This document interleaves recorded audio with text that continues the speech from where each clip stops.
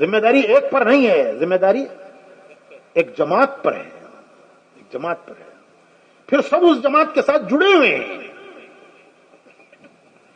تو سیدھی سی بات بھائی ہماری یہی ہے، ہم یہ کہتے ہیں ارے بھائی آپ کو جو شورا بنی ہے، میں معذرت کے ساتھ، اور یہ سب بڑے ہمارے بیٹھے ہیں، مجھے نہیں کہنا چاہیے یہ بات، مجھے یہ نہیں کہنا چاہیے، لیکن میں معذرت کے ساتھ یہ کہتا ہوں کہ بھائی جو شورا بنی ہے 10 کی، کتنے ہیں وہ 13 کی، میں مولانا سعد صاحب سے عرض کرتا ہوں کہ آپ کو ان میں سے کوئی نام پسند نہیں ہے، آپ کہیے کہ ان 2 کو اس میں سے ہٹا دو، میں شورا ماننے کے لیے تیار ہوں.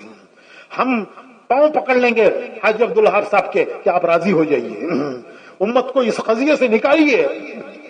کس قضیے میں آپ نے امت کو ڈال دیا ہے؟ کس جھگڑے میں آپ نے امت کو لگایا ہے؟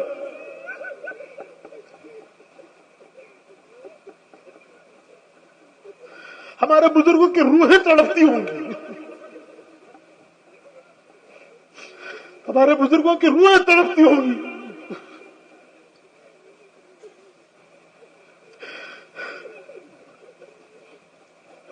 بس مسجد میں اختلاف. ہمارے ساتھی ہم سے کہتے ہیں کہ پہلے محبین مخالفت کرتے تھے، اب ہمارے مخالفت کر رہے ہیں. جو محبین نے نہیں کیا وہ آج ہمارے کر رہے ہیں. ہم نے محبین کو سمجھا لیا، لیکن ان کو کیسے سمجھائیں؟ ہمارے بزرگوں کی روحیں تڑپتی ہوں. کس جھگڑے میں ڈالا ہے آپ نے امت کو؟ کس قضیے میں آپ نے ڈالا ہے؟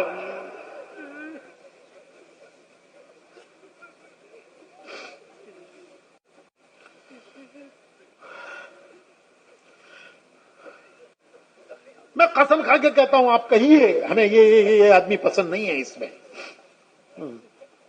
یہ 13 ہیں، ہمیں یہ پسند نہیں، یہ پسند نہیں، یہ پسند نہیں. میں ان حضرات کے بھی پاؤں پکڑوں گا کہ چلیے حاجی صاحب کو منائیں گے، حاجی صاحب کے پھر ہم سب مل کر پکڑ لیں گے حاجی صاحب. اس قضیے سے امت کو نکالنے کے لیے یہ 3 پر ان کو اتفاق نہیں ہے، ان 3 کو نکال دیجیے اس میں سے. کچھ نہیں جاتا امت کا.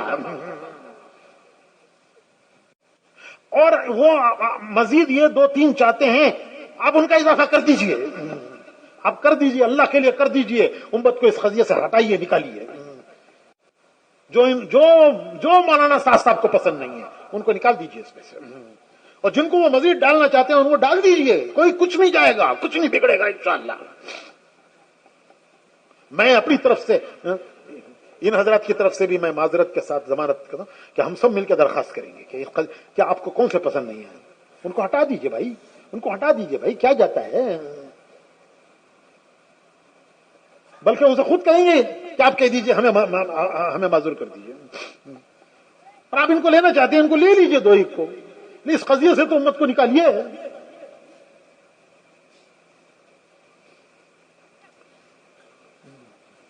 ورنہ یہ سجادہ نشینی بنے گی، ہندوستان کی درگاہوں میں ایک درگاہ کا اور اضافہ ہو جائے گا.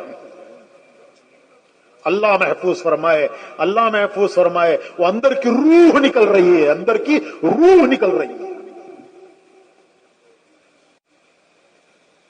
وہ اللہ کے سامنے جواب دہی کا خیال، وہ اللہ کے سامنے امت کی اتنی بڑی ذمہ داری کو لے کر چلنا، اللہ کے سامنے جواب دہی کا خیال، وہ آخرت، وہ دنیا سے بے رغبتی جو نظام الدین جا کے پیدا ہوتی تھی، آج نظام الدین جا کے پتہ نہیں کیا پیدا ہو رہا ہے.